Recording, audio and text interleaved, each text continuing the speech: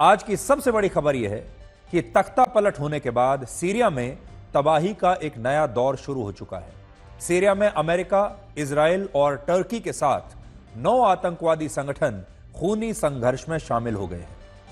Israel की सेना ने 50 वर्षों के बाद पहली बार सीरिया के बफर जोन पर अपना कब्जा कर लिया है और अब भी इजराइल के सैनिक सीरिया की राजधानी दमास्कस से सिर्फ 21 किलोमीटर दूर है। जब मैं आपको यह कहानी और यह खबर बता रहा हूं तब सिर्फ 21 किलोमीटर बचे। इजराइल ने सीरिया पर 100 से ज्यादा मिसाइल हमले किए हैं और उन ठिकानों को भी निशाना बनाया है जहां केमिकल से बने हथियार होने की आशंका है, जिन्हें आप अंग्रेजी में केमिकल वेपन्स कहते हैं, उन जगहों पर। हालांकि इजराइल इन दावों को खारिज कर रहा है और उसका कहना है कि उसने बफर जोन की सीमा का उल्लंघन नहीं किया है। दूसरी तरफ अब अमेरिका भी सीरिया पर हवाई हमले कर रहा है। तो देखिए सीरिया की स्थिति इस समय, इजराइल हमले कर रहा है, अमेरिका हमले कर रहा है। अमेरिका ने मध्य सीरिया में आतंकवादी संगठन आईएसआईएस के ठिकानों पर 75 से ज्यादा हवाई हमले किए हैं। अमेरिका की सेंट्रल कमांड के मुताबिक इस हमले में B-52 बॉम्बर्स और F-15E लड़ाकू विमानों का इस्तेमाल हुआ है और इन हमलों में आईएसआई के कई ठिकाने नष्ट हो गए हैं और उसके 100 से ज्यादा आतंकवादी मारे गए हैं। सीरिया की 90% आबादी इस समय दाने दाने के लिए मोहताज है, इतनी गरीबी वहां पर है और वो दुनिया के बड़े बड़े देशों से ये कह रही है कि उसे बंदूक की गोलियां खाकर मरने का डर नहीं, बल्कि उन्हें भूख से मरने का डर है। और ये लोग एक एक रोटी के लिए इस समय तरस रहे हैं, लेकिन दुनिया की सारी ताकतें सीरिया पर एक गिद्ध की तरह झपटकर हमला कर रही हैं और इस युद्ध में सिर्फ अपना फायदा देख रही हैं। सीरिया के इस तख्तापलट से वहां के आम मुसलमानों को कुछ नहीं मिला। सीरिया की 90% आबादी अब भी बंदूक की गोलियों से नहीं, बल्कि भूख से मर रही है। सीरिया में रोटी को साज या साज ब्रेड कहते हैं और इस वक्त सीरिया में एक साज ब्रेड की कीमत 20,000 सीरियन पाउंड्स है, जो भारतीय रुपयों में 130 रुपए होती है, यानी एक रोटी 130 रुपए की। सीरिया के प्रत्येक व्यक्ति की हर महीने मुश्किल से जो आय है वो 3,000 रुपए भी नहीं है और इस वजह से सीरिया के हालात और भी बिगड़ गए। अब आप सोचिए, एक रोटी वहां पर कितनी महंगी है। एक रोटी 130 रुपए की है और एक व्यक्ति औसतन एक महीने में 3,000 रुपए कमाता है। तो आप समझ सकते हैं कि क्या स्थिति वहां के लोगों की है। लेकिन आतंकवादियों को सीरिया के लोगों की भुखमरी से कोई लेना देना नहीं। ये आतंकवादी इस समय अपनी नई सरकार बनाने में व्यस्त हैं। आज उत्तर प्रदेश में 299, राजस्थान में 170, महाराष्ट्र में 143, मध्य प्रदेश में 151, कर्नाटक में 192, हरियाणा में 77, गुजरात में 170, दिल्ली में, अकेले दिल्ली में 72 और बिहार में 77 स्थान ऐसे हैं जहां मस्जिद और दूसरे इस्लामिक ढांचों को लेकर विवाद है और यह दावा किया जाता है कि इनका निर्माण मंदिरों को तोड़कर या उनके अवशेषों से हुआ है। लेकिन क्या आप जानते हैं कि भारत का एक मंदिर ऐसा भी है जिसे मुगल शासक औरंगजेब कई वर्षों की कोशिशों के बाद भी कभी तोड़ नहीं पाया। इस मंदिर के बारे में बताने से पहले मैं आपको अपनी जेब में रखा एक 20 रुपए का नोट दिखाना चाहता हूं। आपके लिए यह नोट मैं लेकर आया हूं। ये देखिए, करीब से जरा मैं आपको दिखाता हूं। इस नोट को आप देख लीजिए और पहले ही आपको बता देता हूं कि ये 20 रुपए का नोट बंद होने वाला नहीं है, इसे लेकर कोई खबर नहीं है।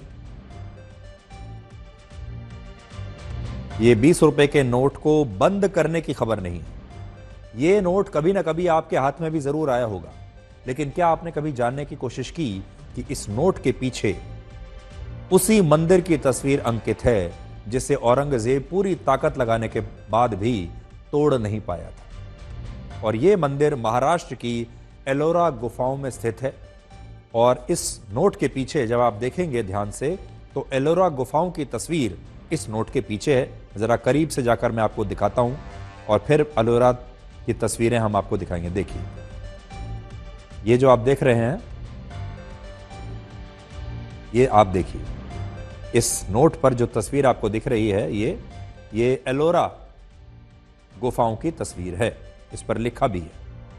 इसी विवाद के बीच पश्चिम बंगाल में टीएमसी के विधायक हुमायूं कबीर ने यह ऐलान किया है कि वो पश्चिम बंगाल के 34% मुसलमानों के सम्मान में अब वहां एक नई बाबरी मस्जिद बनवाएंगे और यह मस्जिद अगले साल 6 दिसंबर 2025 तक बनकर तैयार भी हो जाएगी।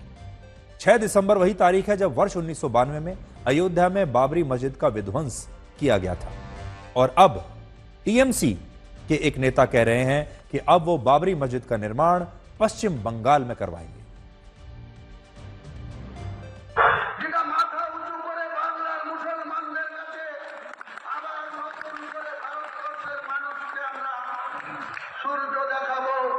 যে কাফেররা বাবরি মসজিদ ভেঙেছে, আমরা আবার বাংলার মাটিতে মুর্শিদাবাদের মাটিতে আমরা বাবরি মসজিদ প্রতিষ্ঠা করব।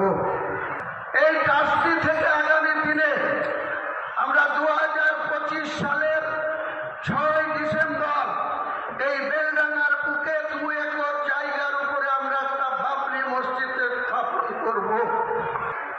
পশ্চিম বাংলায় প্রায় 34% মুসলমান, তাদের যে আবেগ, তাদের যে মাথা উঁচু করে পশ্চিম বাংলায়।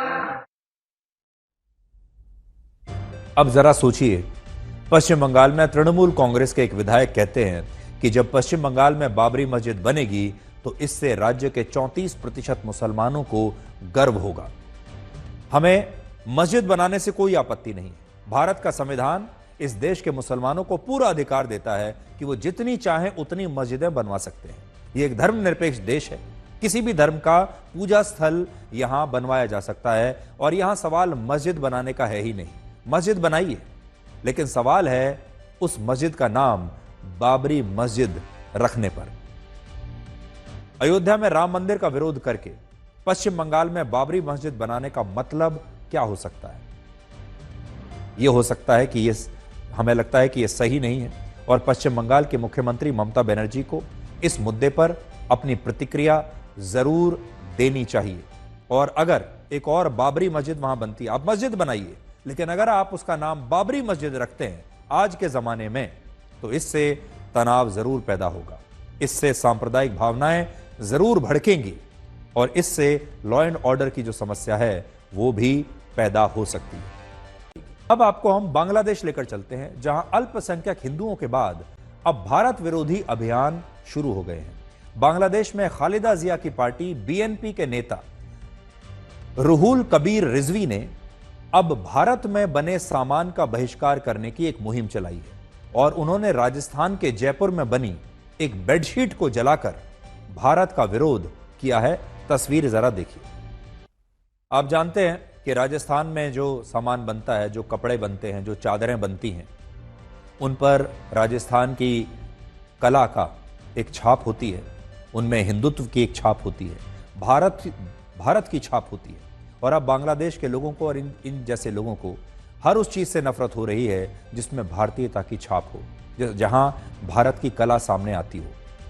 अब आप सोचिए, यह देश कैसा है? बांग्लादेश का निर्माण वर्ष 1971 के लिबरेशन वॉर के बाद हुआ था। इस युद्ध में भारत की सेना ने पाकिस्तान की सेना के खिलाफ युद्ध लड़ा था और पूर्वी पाकिस्तान को आजाद करा के उसे एक अलग राष्ट्र बांग्लादेश बनाया था। यह भारत ने किया था। भारत की सेना बांग्लादेश के लोगों के लिए लड़ी, पाकिस्तान की सेना से लड़ी और ईस्ट पाकिस्तान, पूर्वी पाकिस्तान को आजाद कराया। यानी बांग्लादेश को आजाद हमने कराया, हमारी सेना ने कराया। और बांग्लादेश की इस आजादी के लिए भारतीय सेना के 3,843 सैनिकों ने उस समय युद्ध में अपनी शहादत दी थी।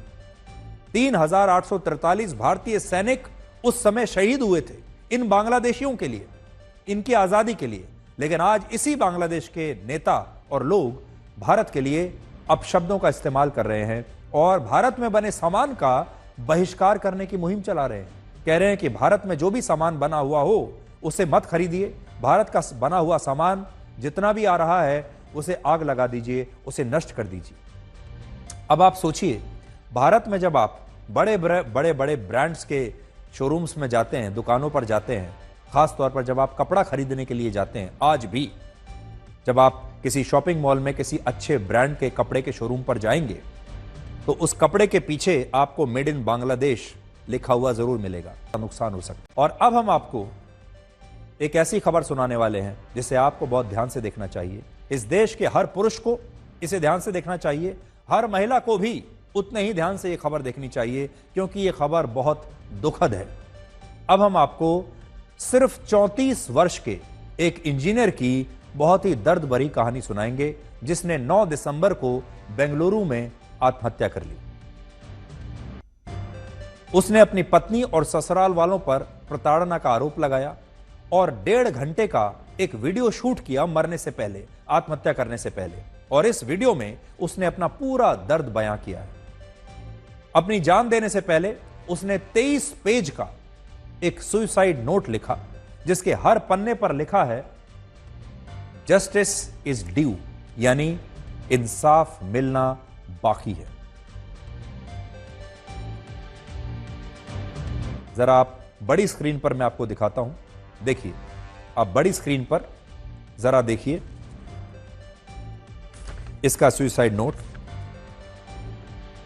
34 साल के इस व्यक्ति का नाम था अतुल सुभाष, और आज पूरा देश अतुल सुभाष के बारे में बात कर रहा है। पूरे देश के सामने आज अतुल सुभाष का यह चेहरा घूम रहा है। और 34 साल की इस उम्र में ऐसी क्या मजबूरी आई कि अतुल सुभाष ने आत्महत्या कर ली। आज हम पूछेंगे कि क्या अतुल सुभाष को इंसाफ दिलाने के लिए कोई आंदोलन होगा, या फिर सिर्फ पुरुष होने के नाते इस मामले को भुला दिया जाएगा, क्योंकि वो एक पुरुष था, महिला नहीं थी। क्योंकि भारत में पुरुषों के लिए इंसाफ की आवाज कोई उठाना नहीं चाहता। किसी भी पारिवारिक मामले में, फैमिली मैटर में पुरुषों के लिए किसी के पास कोई हमदर्दी नहीं होती। लेकिन आज हम इस व्यक्ति के लिए इंसाफ की मांग जरूर करेंगे, इस पुरुष के लिए इंसाफ की मांग जरूर करेंगे। पुरुष होने की सजा इसे नहीं मिलनी चाहिए। और वो दर्द और वो प्रताड़ना भी आपको दिखाएंगे जिसने एक 34 साल के युवा एआई इंजीनियर को आत्महत्या करने पर मजबूर कर दिया। इसके साथ ही हमारी न्याय व्यवस्था की वो तस्वीर भी आज आपको दिखाई देगी, जहां एक आम आदमी के लिए न्याय मिलना और तारीख पर तारीख के जाल से निकलना असंभव हो जाता है। इतना कठिन कि इससे ज्यादा सरल एक पुरुष को मर जाना लगता है। अतुल सुभाष को लगा कि वो लड़ाई लड़ तो सकता है, लेकिन उससे आसान है आत्महत्या करना, तो उसने आत्महत्या कर ली। हालांकि हम फिर से आपको ये कहेंगे, आत्महत्या कोई भी सॉल्यूशन नहीं है, आत्महत्या बिल्कुल नहीं करनी चाहिए। इस व्यक्ति का नाम अतुल सुभाष मोदी है, जो बिहार के समस्तीपुर का रहने वाला था। वर्ष 2019 में उसका विवाह जौनपुर की एक लड़की निकिता सिंघानिया से हुआ, और इन दोनों का सिर्फ 4.5 साल का एक बेटा भी है।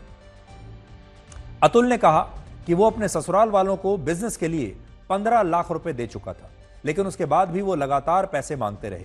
और जब वो ऐसा नहीं कर पाया तो उसकी पत्नी शादी के 2 साल बाद ही अतुल के घर को छोड़कर चली गई, और उसने अतुल और उसके परिवार के खिलाफ दहेज उत्पीड़न, हत्या जैसे 9 मुकदमे दर्ज करा दिए।